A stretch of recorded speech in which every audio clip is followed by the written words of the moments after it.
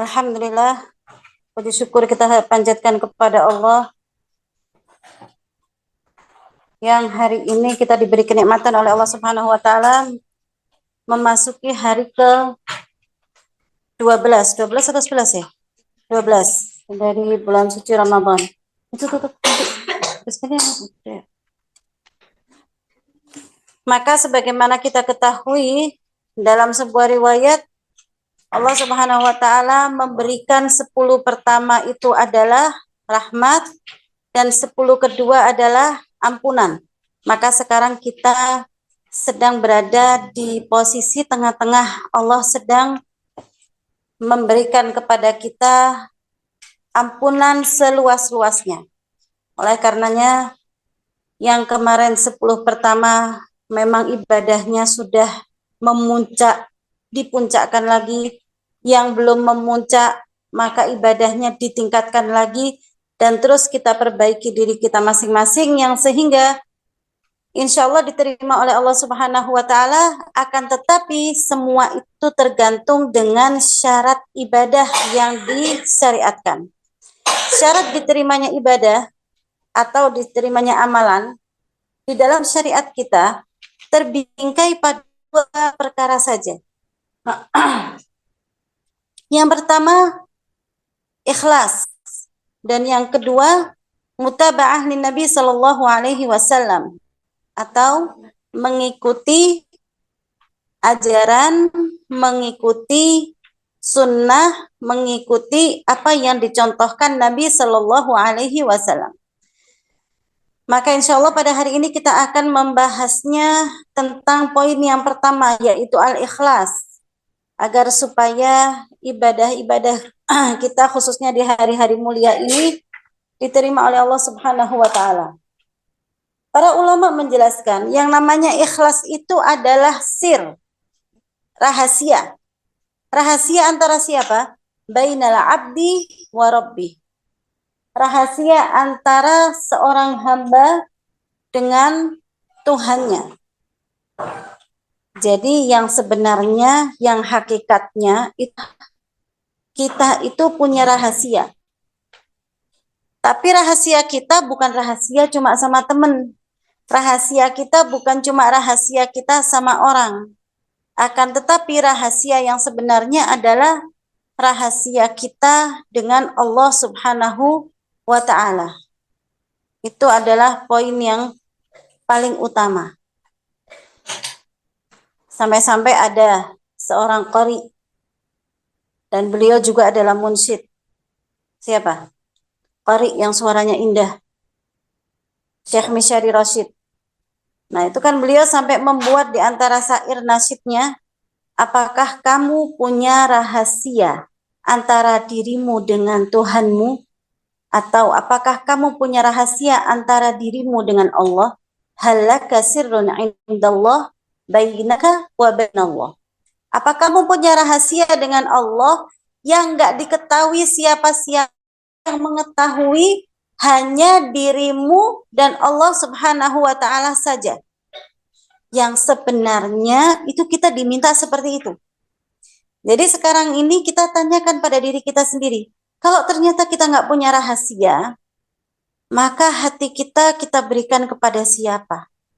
Karena rahasia kita kepada Allah itu harus. Kenapa dikatakan rahasia kita kepada Allah itu harus? Karena dari rahasia itulah kuncinya bahwa kita telah mengenal makna ikhlas. Selama kita nggak tahu kita punya rahasia apa antara kita sama Allah, berarti semua amalan kita, semua ibadah kita telah sodorkan kepada manusia. Kita telah tunjukkan kepada manusia. Kita telah lakukan semuanya di hadapan manusia. Bisa jadi bukan dilakukan di hadapan manusia, akan tetapi diperdengarkan. Oleh karenanya di dalam salah satu hadisnya, Allah Subhanahu wa taala tidak menerima amal dinampakkan atau yang diperdengarkan. Nah, ini yang akhirnya menjadi kalau amalan dinampakkan itu apa? Riya, diambil dari kalimat ra'a, melihat. Tapi kalau amalan yang diperdengarkan, jadi kayak misalnya gini, kita beramalnya itu tengah malam. atau di rumah ketika kita sendiri. Nggak ada yang tahu, nggak ada yang ngelihat. Hanya saja kita tidak ingin punya atau kita nggak pernah terbesit dalam benak kita bahwa kita harus membangun yang namanya jembatan rahasia antara diri kita sama Allah. Kita harus membangun yang namanya ada amalan yang sehingga nggak boleh ada siapapun yang tahu. Apa itu amalannya? Bebas. Entah itu dari istighfar kalian sendiri, entah itu dari zikir kalian, entah itu dari bacaan Al-Quran, entah itu dari tetesan air kita memanjatkan diri kepada Allah Subhanahu wa Ta'ala. Bebas, apapun itu amalannya. Entah itu dari memberikan sedekah, dari menolong orang lain, yang sehingga ada seseorang yang dia beramal, ketika beramal dia nggak ada yang mengetahui sendiri. Hanya saja karena kurangnya pemahaman atau tidak terbesit pada dirinya untuk membuat jembatan sir, jembatan rahasia antara dia sama Allah, keesok harinya bertemu dengan siapapun itu temannya, diceritakan. Yang sehingga amalan itu masuk kepada amalan sum'ah, amalan yang diperdengarkan. Bercerita tentang amal soleh, itu kita harus punya tujuan. Apa tidak boleh dalam agama? Boleh, tergantung apa tujuannya. Tujuannya menceritakan amal. Sama seperti tujuan memperlihatkan amalan. Memperlihatkan amalan di dalam syariat, khususnya dalam ilmu tazkiyah, dibolehkan hanya dengan satu sebab, dikarenakan untuk berdakwah. Dikarenakan untuk mengajak saudara kita se-Islam dan seiman untuk memberikan contoh yang sehingga di situ seharusnya mereka melakukan dan kemudian mungkin saudara kita ada yang belum melakukannya. Nah, seperti itu juga tentang yang namanya amalan yang diperdengarkan, yaitu amalan yang bahasanya itu yang sehingga akan menjadi sum'ah. Bisa tidak menjadi sum'ah kalau dia menceritakan amalan itu dengan tujuan berdakwah. Jadi amalan apa yang biasa kita sendiri? Apa biasa yang sendiri? Kalau di pondok ini susah sendiri ya. Karena hidupnya bareng-bareng. Ya udah istighfarnya, mungkin amalan zikir, karena kita mau apa? Tahajud bareng-bareng, semuanya bareng-bareng, bahkan ada muhasabahnya. Nah, ada poin yang tidak ada muhasabah. Mungkin berapa kali istighfar dalam satu hari, itu mungkin nggak masuk dalam muhasabah. Berapa kali mengucapkan tasbih dalam satu hari? Berapa kali mengucapkan tahmid dalam satu hari? Berapa kali bertahlil dalam satu hari? Berapa kali sholawat dalam satu hari? Itu semua banyak amalan-amalan di pesantren yang nggak masuk dalam muhasabah. Nah, maka di poin itu, jadikan itu sir kalian antara kalian sama Allah Subhanahu wa Ta'ala. Ikat jalinan rahasia antara diri kita dengan Allah. Kalau nggak punya rahasia, dipertanyakan mana cintanya. Biasa orang itu kalau membuka rahasianya, nggak akan dibuka rahasia kecuali kepada orang percayaannya dia. Kenapa dia percaya sama sosok tersebut? Karena ada kekaguman. Yang sehingga kekaguman itu memunculkan atau menumbuhkan yang namanya rasa cinta. Oleh karenanya, kekaguman kita, kepercayaan kita, cinta kita, sebelum kita berikan kepada makhluk-makhluk Allah yang paling utama, kita jalin dulu bagaimana cinta kita kepada Allah, bagaimana kepercayaan kita kepada Allah, dan kekaguman kita kepada Allah Subhanahu wa Ta'ala. Oleh karenanya di sini dijelaskan, ikhlas itu memurnikan tujuan, bertaqarrub kepada Allah Azza wa Jalla dari hal-hal yang mengotorinya. Apa yang mengotori amalan? Riya. Apa yang mengotori amalan? Sum'ah. Apalagi yang mengotori amalan? Kibir.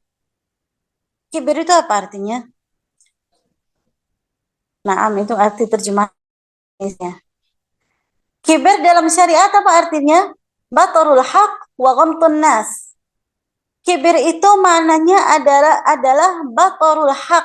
Kalau diterjemah bahasa, kibir yaitu sombong. Bagaimana, apakah semua orang bisa mengatakan fulanah sombong, fulan sombong? Ingat definisi dalam syariatnya. Yang namanya dikatakan kibir, bahwa seseorang itu memiliki sifat yang pertama batarul haq. Dia menolak kebenaran.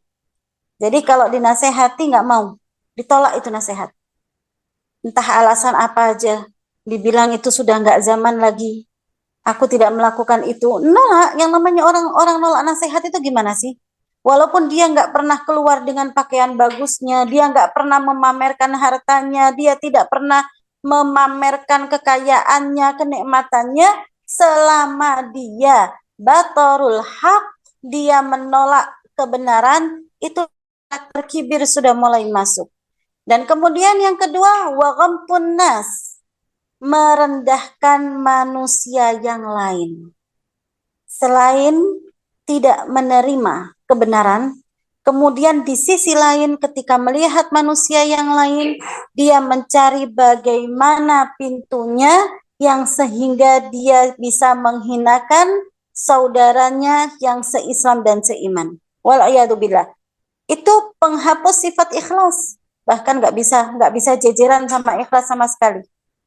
Nah, maka di sini dijelaskan menjadikan Allah Azza wa Jalla sebagai satu-satunya tujuan dalam segala bentuk ketaatan, atau mengabaikan pandangan makhluk dengan cara selalu berkonsentrasi kepada Al-Khaliq, mengabaikan pandangan manusia dalam beribadah dikarenakan fokus berkonsentrasi kepada pandangan Sang Pencipta. Dari makna ini diambil dari kutipan sahabat Rasulullah Shallallahu Alaihi Wasallam Fudail bin Iyad.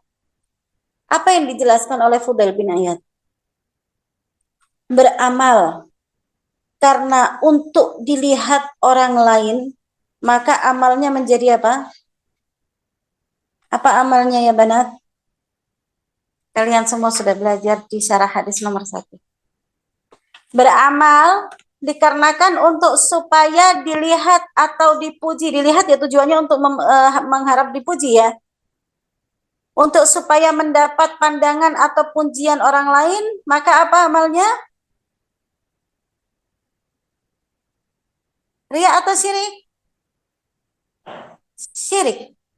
Dan meninggalkan amalan dikarenakan khawatir dilihat orang lain, maka dia ada riya.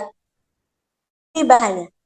Oleh karenanya di sini ulama-ulama menjelaskan yang namanya riya itu adalah syirik kecil. Bukan syirik yang mengeluarkan dia daripada agama Islam, bukan. Bukan syirik yang kemudian dia dihukumi murtad. Bukan syirik yang kemudian dia tidak mendapatkan syafaat Rasulullah di hari kiamat. Bukan syirik yang seperti itu. Karena dia bukan menyembah patung. Dia tidak menduakan Allah dalam sesembahan.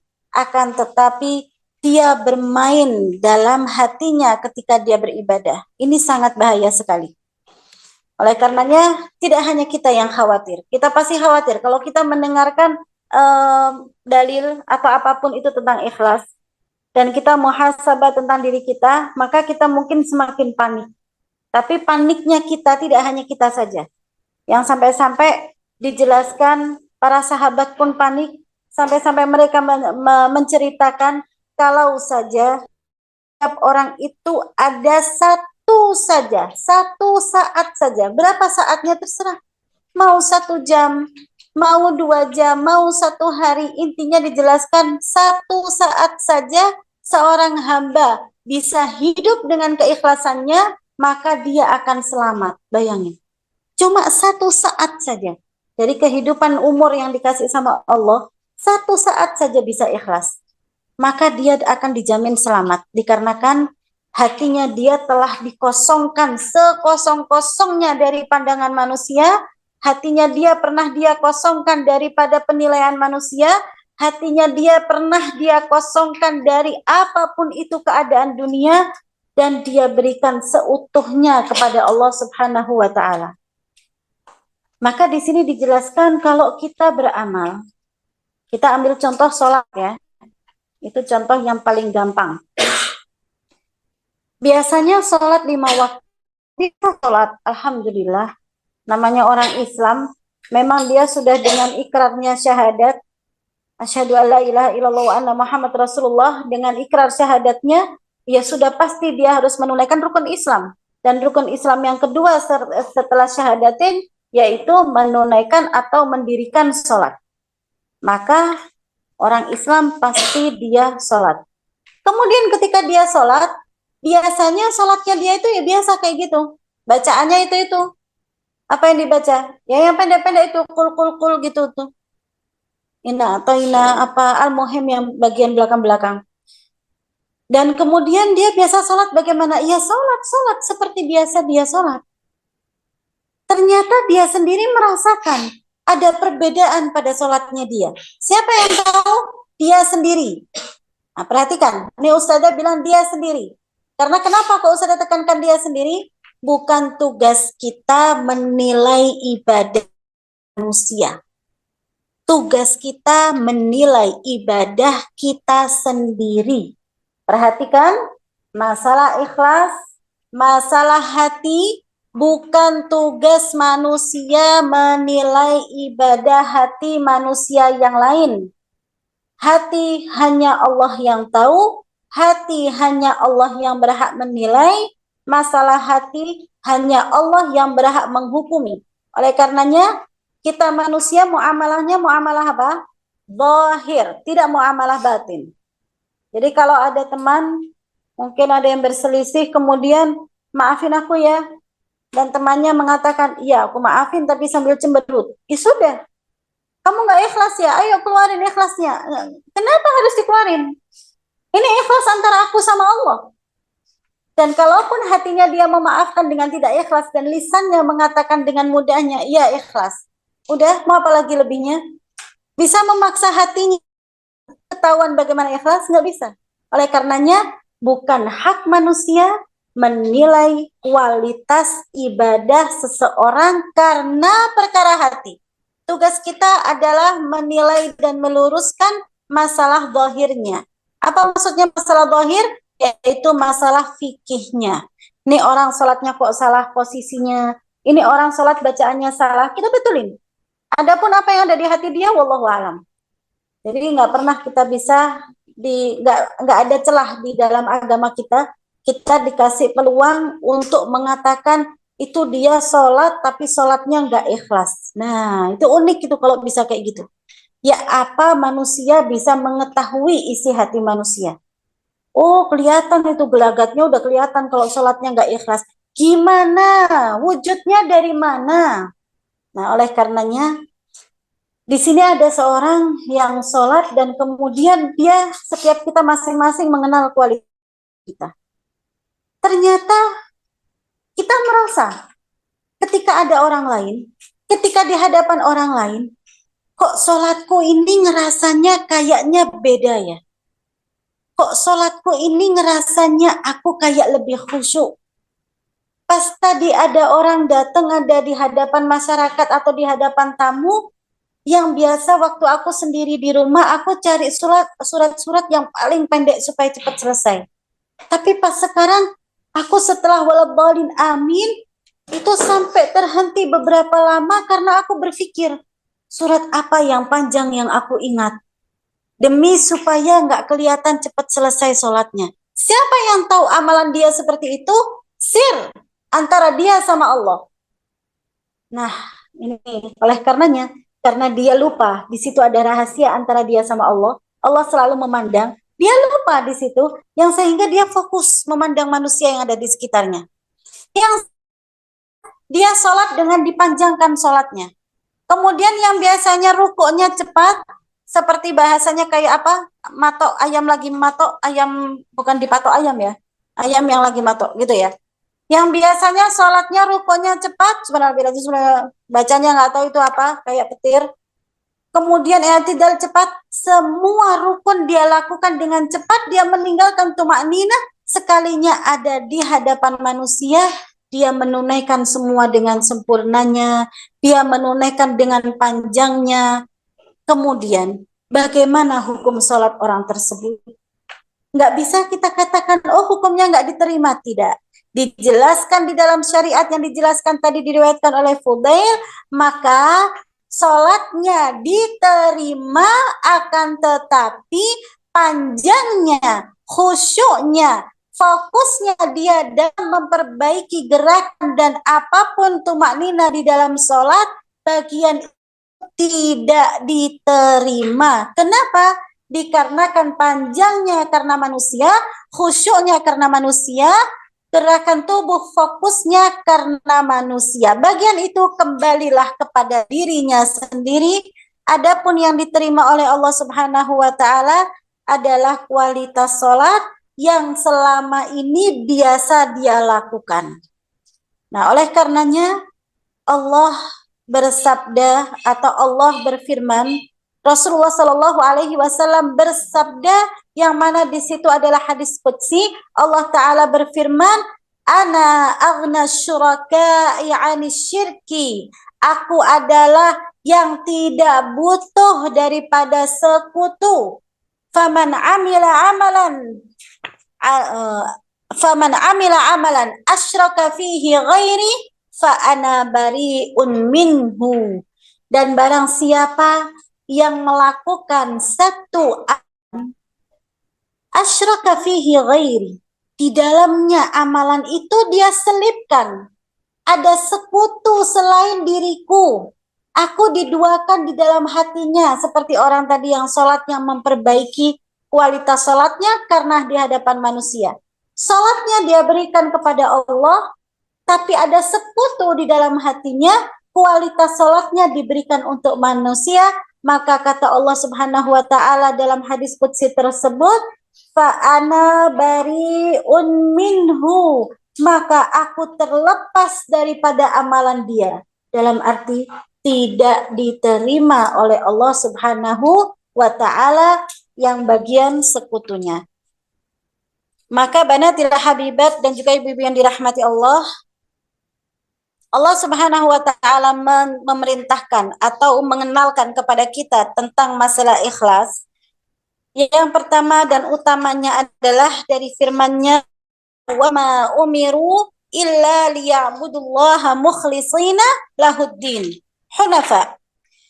Dan mereka tidak disuruh kecuali supaya beribadah kepada Allah dengan memurnikan din, memurnikan agama kepadanya, lagi bersikap lurus. Dalam arti kita diperintahkan untuk ibadah. Syariat ini banyak apa sedikit?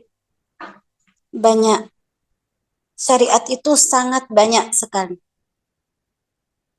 Kita ambil salah satu contoh-contoh syariat yang masuk yang pada poin aja, yang di rukun Islam. Syahadatain. Sudah kita sudah syahadatain. Alhamdulillah kita dilahirkan dalam keadaan Islam, dan kita selalu memperbarui syahadat kita dalam keseharian kita, minimal di dalam setiap sholat kita. Orang Islam dalam satu harinya berapa kali syahadat?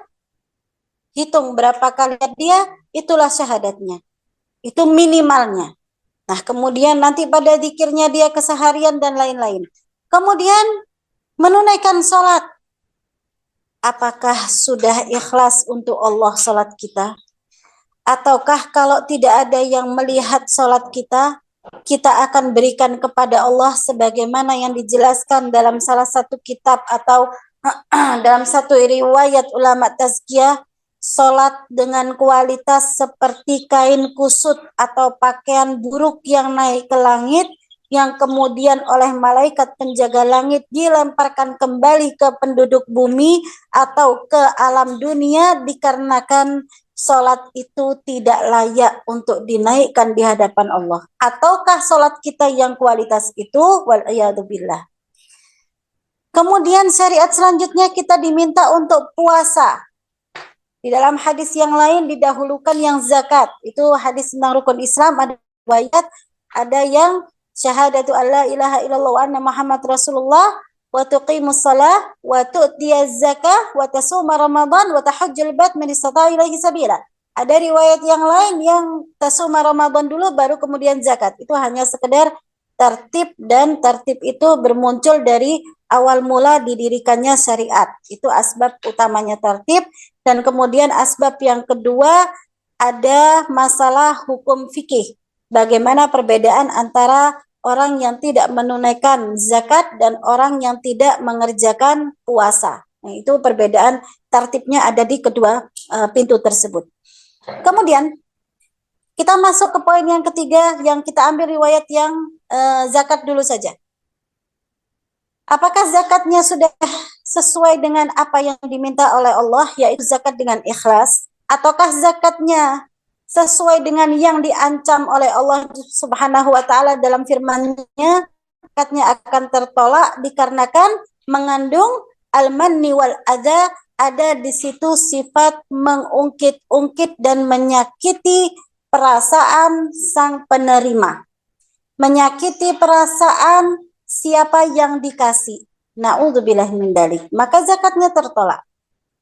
Adapun puasa, bagian puasa Allah Ta'ala berfirman di dalam hadis qudsi dengan membedakan antara puasa dengan ibadah yang lain. Khusus untuk puasa Allah Ta'ala mengatakan apa? Ana ajzibih, aku sendiri yang akan memberikan pahalanya. Kenapa? Satu-satunya amalan yang gak bisa dijadikan riya, gak bisa dijadikan sum'ah adalah puasa. Dikarenakan puasa itu betul-betul rahasia antara kita sama Allah. Dan kalaupun kita akan hadapan manusia pura-pura puasa, padahal tidak puasa, apakah memang itu sedang beribadah? Tidak. Jadi gini, aslinya nih orang nggak puasa, dan itu bisa dilakukan misalnya di puasa sunnah ya, bukan puasa Ramadan ya. Puasa Ramadan kan memang hukumnya wajib. Ketika di waktunya puasa sunnah, teman-temannya pada puasa Senin Kamis, kemudian dia nggak puasa.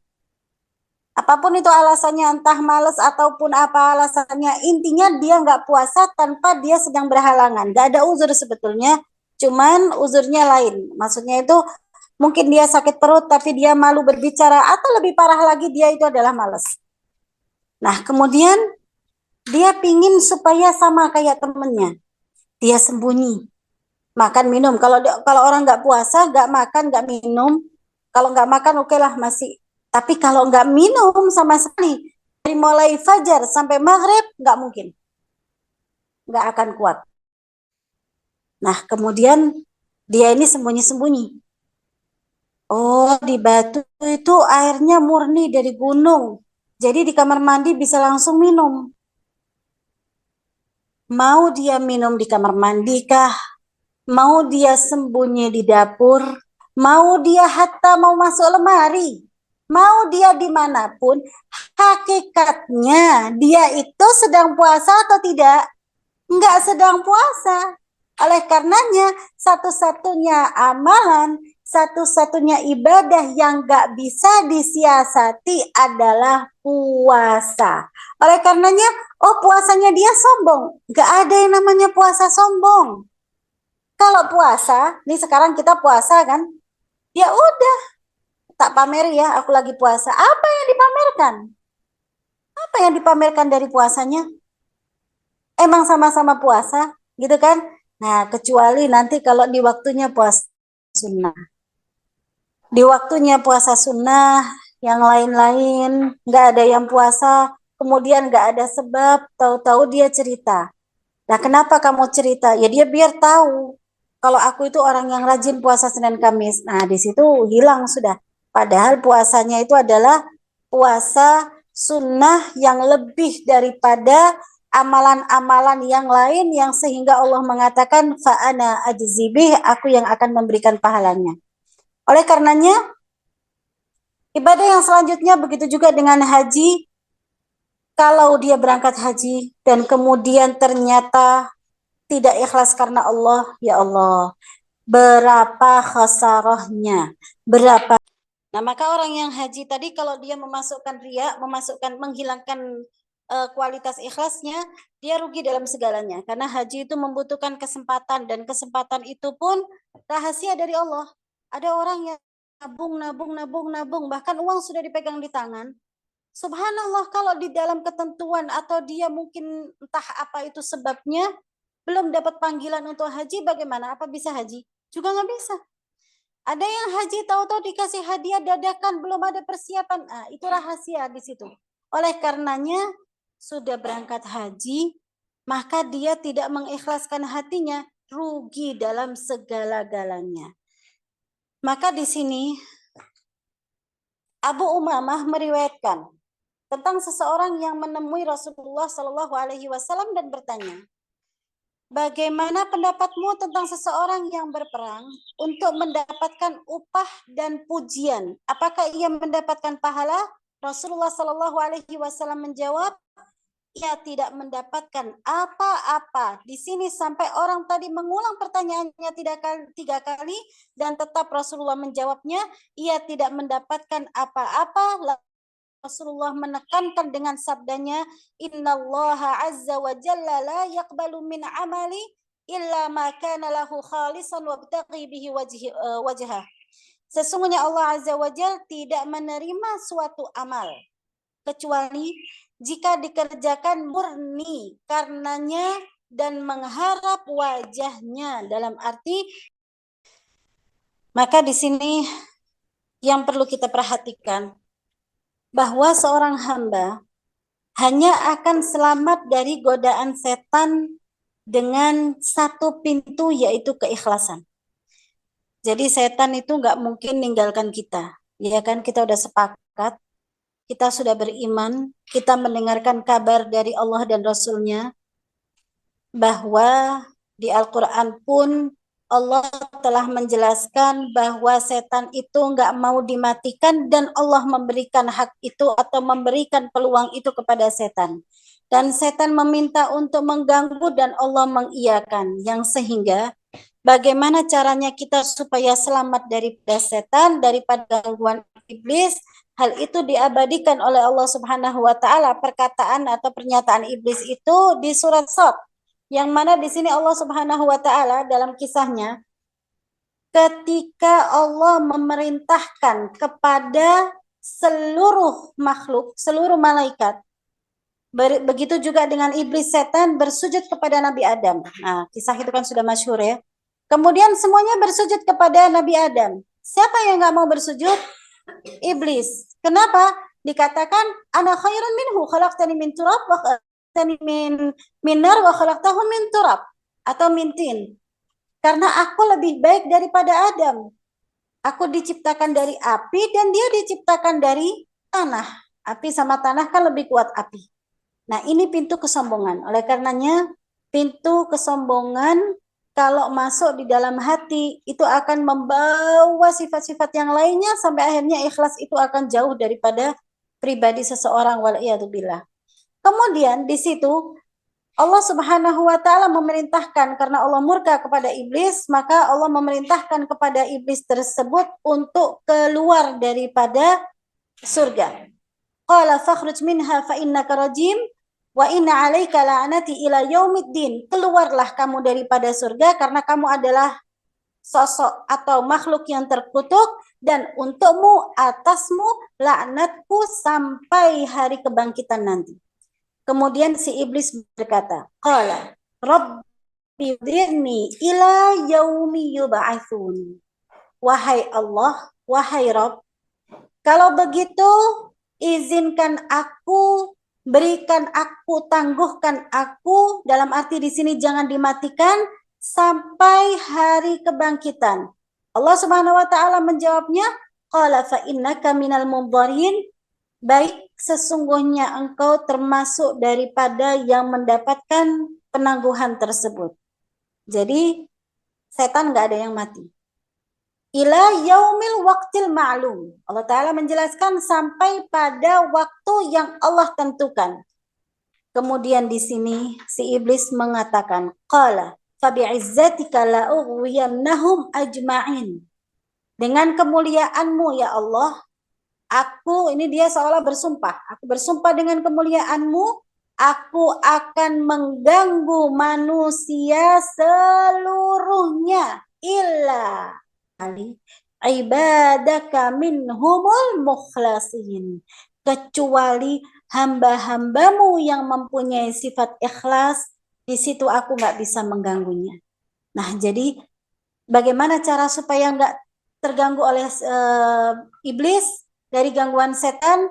Berusaha semaksimal mungkin kita munculkan ikhlas, dan kemudian lanjutan ayatnya, qala fal haqqu wal haqqu aqul la amla'anna jahannama minka wa mimman tabi'aka minhum ajma'in. Intinya bahwa hak itu pasti akan tertunaikan, akan tetapi Allah telah menjelaskan akan dipenuhi, neraka itu akan dipenuhi oleh iblis, oleh setan, dan akan dipenuhi oleh siapa?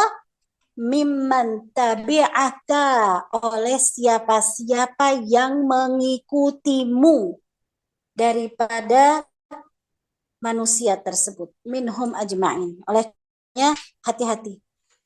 Yang namanya ikhlas itu tidak bisa dicampuri dengan masalah dunia. Yang namanya ikhlas itu betul-betul kita serahkan amalan kita kepada Allah Subhanahu wa taala, yang sehingga dikatakan tadi, barang siapa yang sesaat dari umurnya telah dengan ikhlas hanya mengharap wajah Allah, pastilah ia akan selamat. Karena ikhlas itu dia telah membersihkan diri daripada kotoran hati. Ikhlas dia telah membersihkan diri daripada kotoran-kotoran niat dunia. Sebagaimana hadis yang terkenal, masyhur. Ini di kalangan semuanya, apalagi di kalangan ibu-ibu. Biasanya suka hadisnya itu. Hadis apa? Innamal a'malu binniyat. Nah, cuman terkadang ibu-ibu tuh masih membacanya di depannya saja. Berarti sudah innamal a'malu binniyat. Apa kata Rasulullah SAW dalam hadis itu? Innamal a'malu binniyat, sesungguhnya amalan itu tergantung pada niatnya. Wa inna likulli imri'in ma nawa, dan sesungguhnya semuanya tergantung dari apa yang dia niatkan. Kemudian hadis itu panjang. Kemudian apa lanjutannya? Wa inna likulli imri'in ma nawa, faman kanat hijratuhu ila Allah wa rasulih fa hijratuhu ila Allah wa rasulih. Barang siapa yang hijrahnya, nih perjalanan kepada dengan Rasulullah ini amalan besar ini. Bukan amalan seperti amalan zaman sekarang, ini amalan besar. Dikatakan di situ, barang siapa yang hijrahnya bertujuan untuk Allah dan Rasulnya, maka dia akan mendapatkan pahala sesuai dengan apa yang dia niatkan untuk Allah dan Rasulnya. Wa man kanat hijratuhu lidunya, akan tetapi barang siapa yang hijrahnya dia memperjuangkan, dia meninggalkan keluarganya, dia meninggalkan tanahnya, bukan untuk Allah dan Rasulnya, tapi lidunya yusibuha, untuk dunia, nasib dunia yang sedang dia cari, au imra'atin yankihuha, atau seorang wanita yang akan dia nikahi, fahijratuhu ila ma hajara ilaih, maka dia mendapatkan hasil hijrahnya tergantung sesuai apa yang dia niatkan dari hijrahnya. Hijrahnya dia untuk apa? Mencari dunia. Dapat itu dunia. Hijrahnya dia untuk apa? Mencari wanita yang akan dinikahi. Dapat itu semuanya, akan tetapi apakah hijrahnya dia yang tadi untuk Allah dan Rasulnya didapatkan? Tidak sama sekali. Ini kalau yang dimaksud di dalam hadis ini adalah hijrah ketika bersama Rasulullah SAW. Adapun bukan berarti seperti hijrah di zaman sekarang ya. Jadi sekarang udah nggak ada lagi. Jadi sekarang orang hijrah pastinya ada tujuan. Tujuannya mau apa?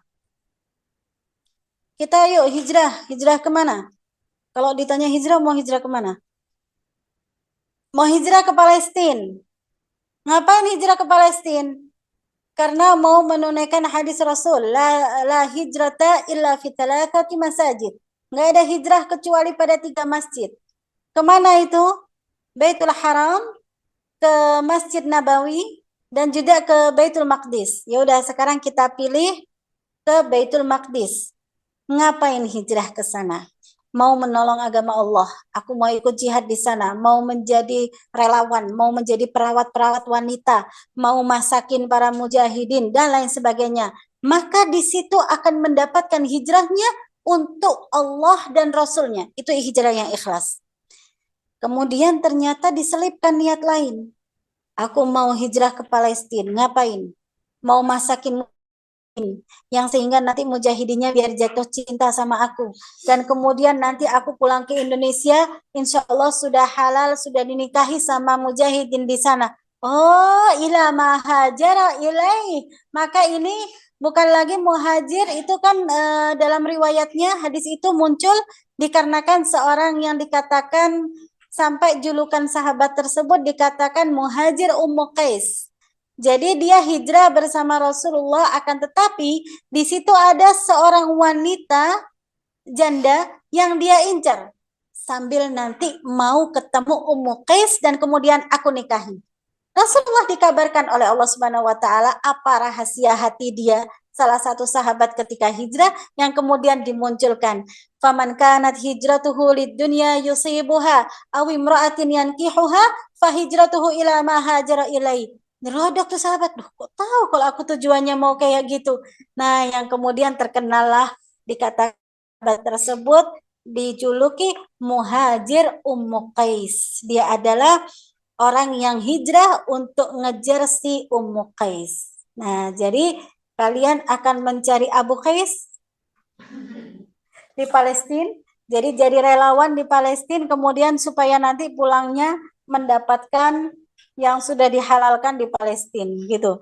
Nah, itu jangan. Oleh karenanya permisalan-permisalan ini bisa kita masukkan di dalam ibadah haji kalau orang sekarang. Ada yang ibadah haji sambil bawa dagangan dari Indonesia. Ada yang umroh sambil bawa dagangan dari Indonesia. Nah, apakah itu membatalkan pahala haji dan umrohnya? Tidak, tidak membatalkan. Selama niat haji dan umrohnya itu sebagai niat utamanya. Akan tetapi, kalau niat haji dan umrohnya dari awal dia niatkan memang bertujuan dua dijadikan satu, sekalian niat nih mau umroh, misal orang ini mampu ya, Masya Allah punya uang yang sehingga udah mau umroh kapanpun dia bisa, udah dia atur dalam rumah tangganya atau dalam kehidupannya, di bulan ini insya Allah aku mau umroh. Untuk apa kamu umroh? Sekalian, karena di bulan itu cuacanya di Arab itu lagi panas. Jadi aku sambil umroh, aku mau sambil bawa daster Indonesia. Nanti di sana mesti laku ini daster Indonesia. Aku sudah punya teman-teman Indonesia di sana. Nah, berarti dari awal start niat, memang dia sudah menyekutukan, dia sudah menggandakan niatnya dia. Inilah yang sehingga masuk ke dalam hadis qudsi tadi, ana aghna syuraka yani syirki, kata Allah Ta'ala. Aku enggak butuh daripada sekutu yang dibersamakan denganku tadi.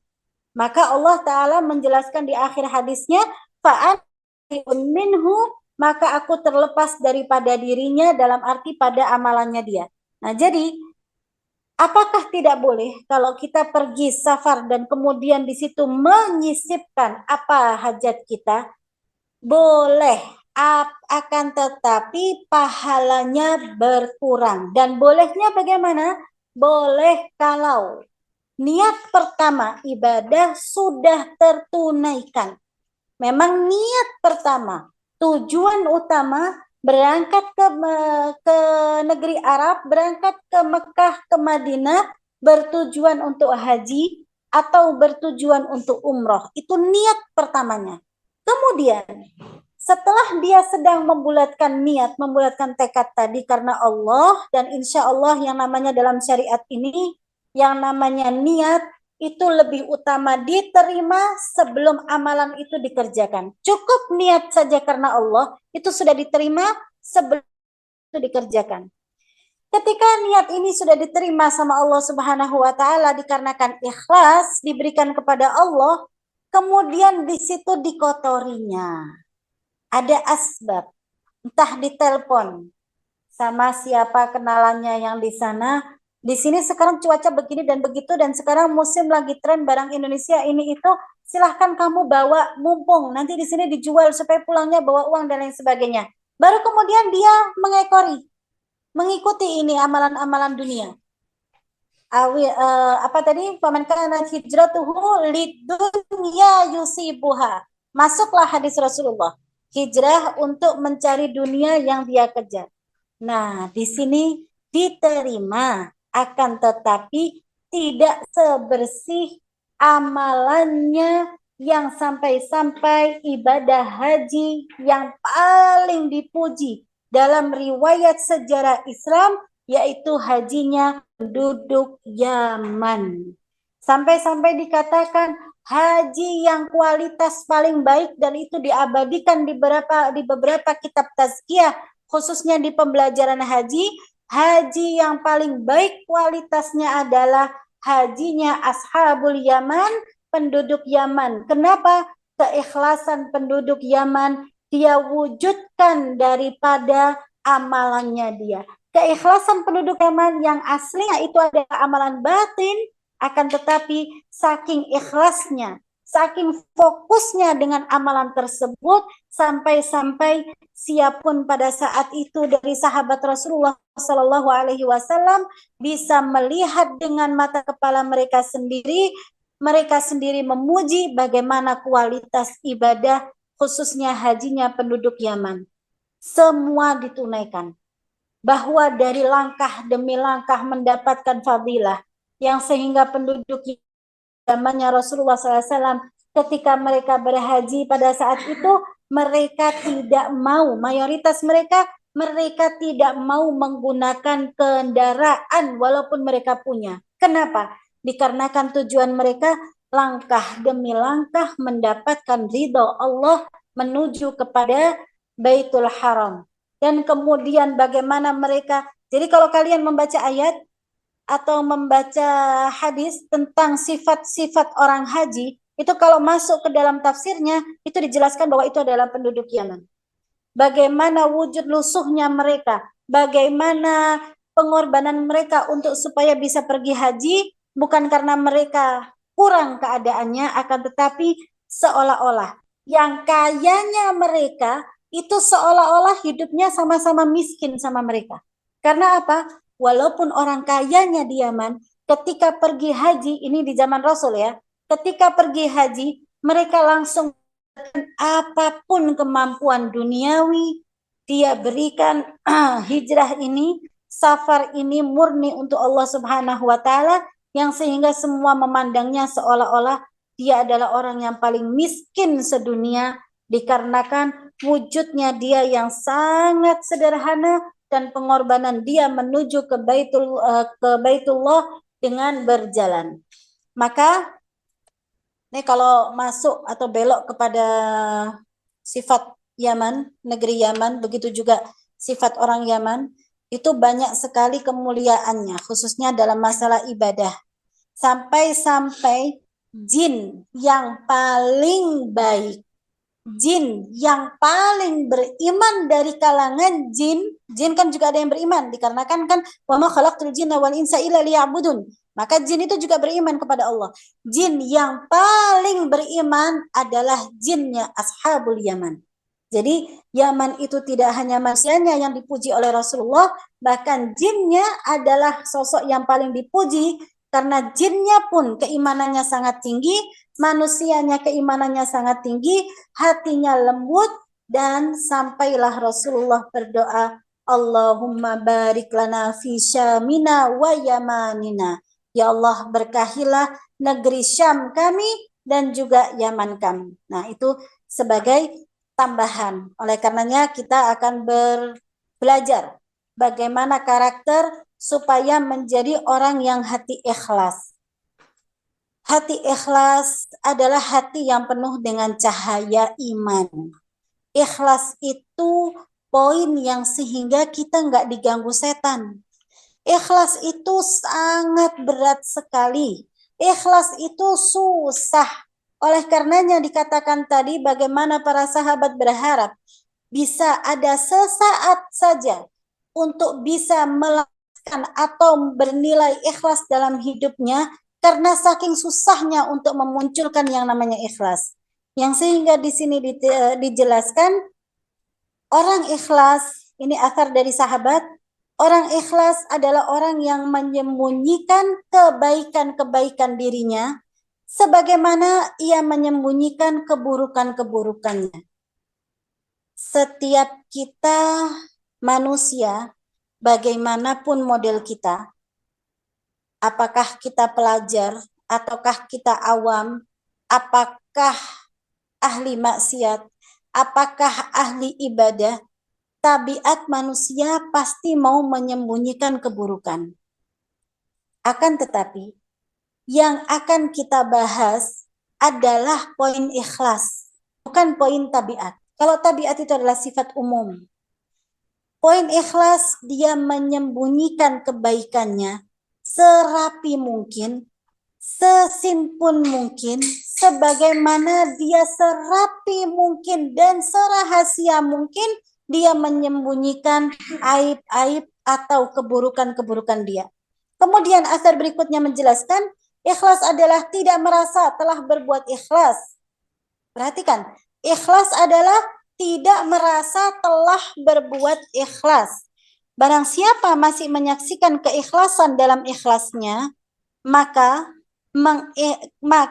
keikhlasannya masih membutuhkan keikhlasan lagi. Jadi, yang sehingga kalimat ini orang sekarang menyimpulkan seperti apa? Surat Al-Ikhlas. Di Al-Quran surat-surat itu ada namanya sesuai dengan nama suratnya. Dari mulai Al-Baqarah, Al-Fatihah pembuka ya, itu adalah julukan. Dari mulai Al-Baqarah, ada kalimat sampai kepada akhir.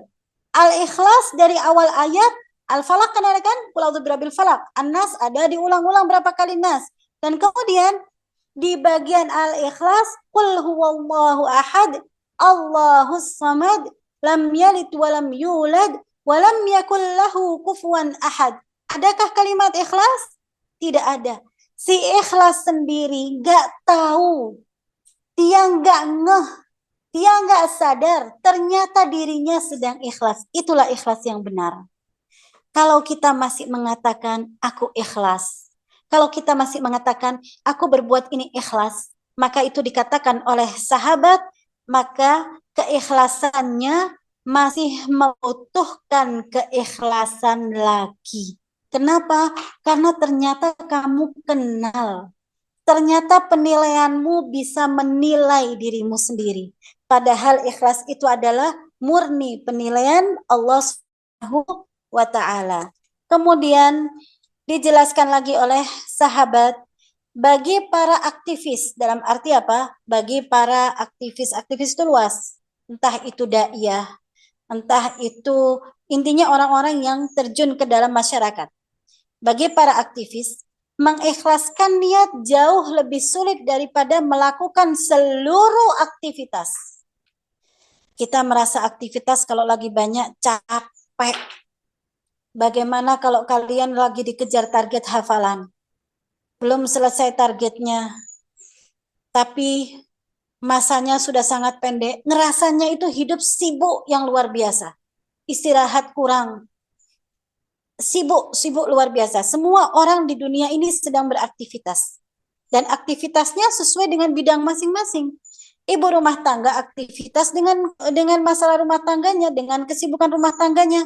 Anak sekolah aktivitas dengan kehidupan sekolah. Begitu juga yang lain-lainnya. Ketika kita sedang sibuk dengan aktivitas kita, di dalam aktivitas pasti ada puncak kesibukan. Dikatakan oleh sahabat, dan beliau adalah Ayub, beliau menjelaskan yang namanya mengikhlaskan niat itu lebih sulit daripada sedang melakukan aktivitas tersebut walaupun lagi di puncak-puncaknya kesibukan aktivitas itu. Nah, maka dikatakan lagi, ikhlas sesaat berarti keselamatan abadi, tetapi ikhlas itu sangat sulit.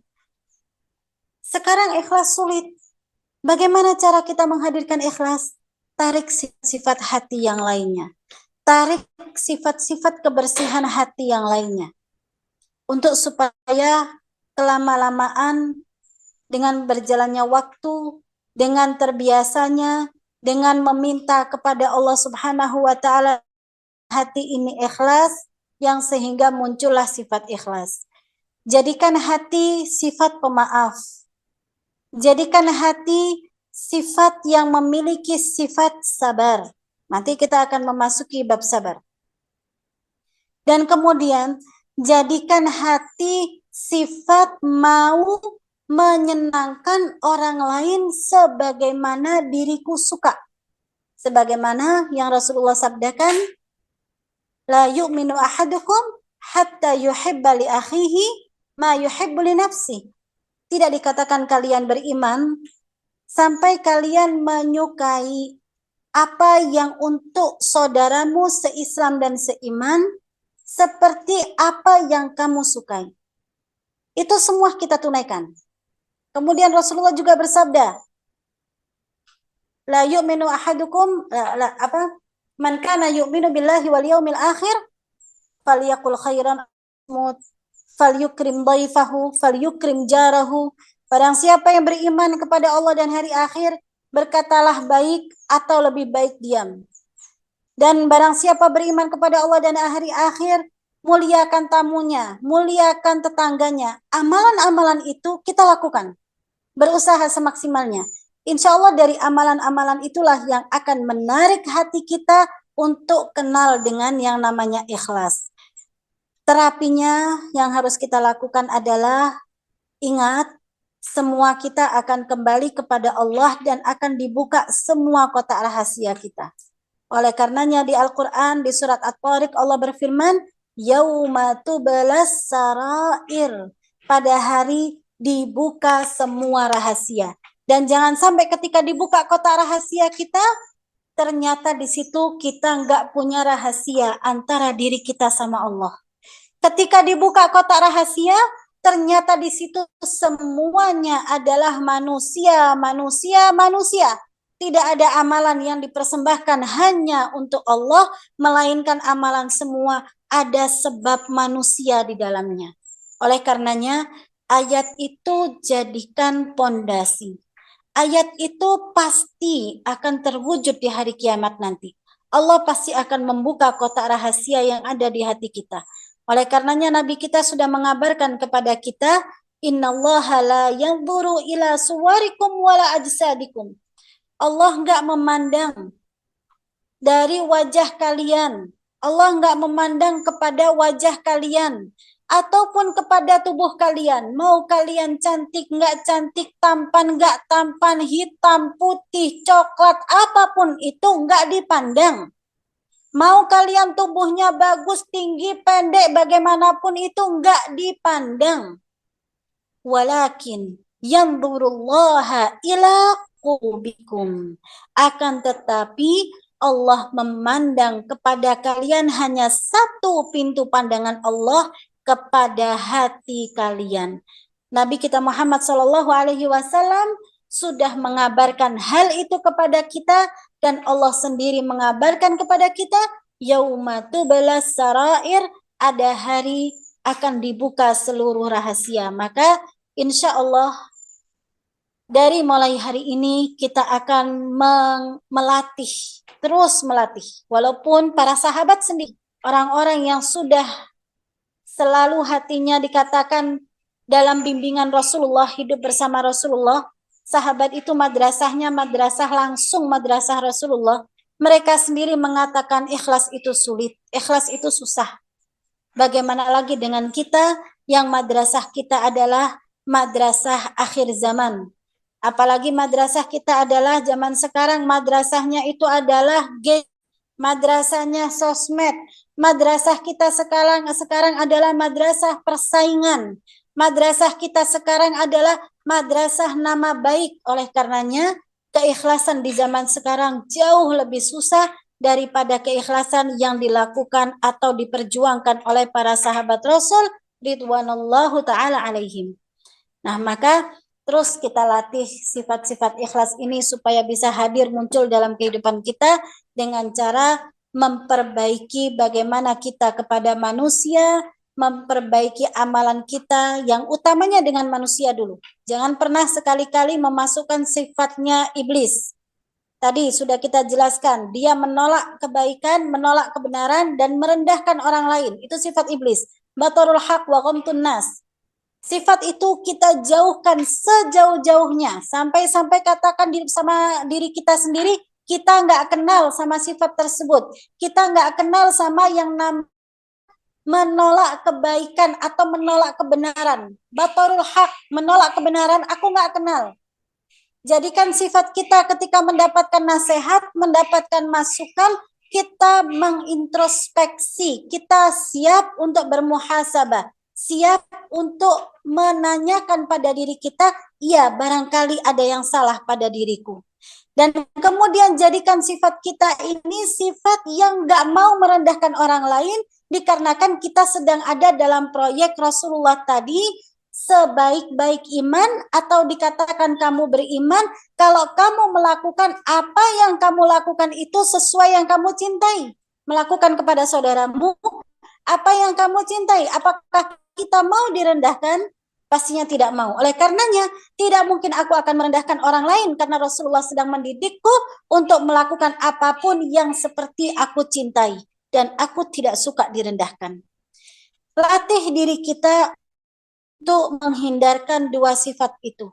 Dan kemudian latih diri kita untuk menghadirkan kebaikan-kebaikan kepada orang-orang kecintaan Allah, yaitu kecintaan Rasulullah, yaitu umat Rasul. Dan kemudian perlahan ibadah kita akan bisa kita berikan kepada Allah dengan ikhlas, dikarenakan hati kita tidak kita isi dengan manusia. Insya Allah Allah Subhanahu wa Ta'ala menarik hati kita untuk bisa melakukan amalan dengan keikhlasan yang sempurna, yang mudah-mudahan amalan-amalan kita khususnya di bulan suci Ramadan ini diterima oleh Allah Subhanahu wa Ta'ala, dikarenakan di bulan Ramadan ini puncak amalan sangat banyak sekali. Kita di sini banyak sholat, kita banyak baca Al-Quran, kita banyak istighfar, kita banyak melakukan seluruh amal soleh. Jangan sampai amalan itu ternyata wal'iyadzubillah tertolak dikarenakan melupakan pintu keikhlasan. Wallahu taala alam wa sallallahu wasallam ala sayyidina Muhammad wa ala alihi wa sahbihi ajma'in. Subhanallah wa bihamdik asyhadu an la ilaha illa anta astaghfiruka wa atubu ilaik. Wassalamualaikum warahmatullahi wabarakatuh.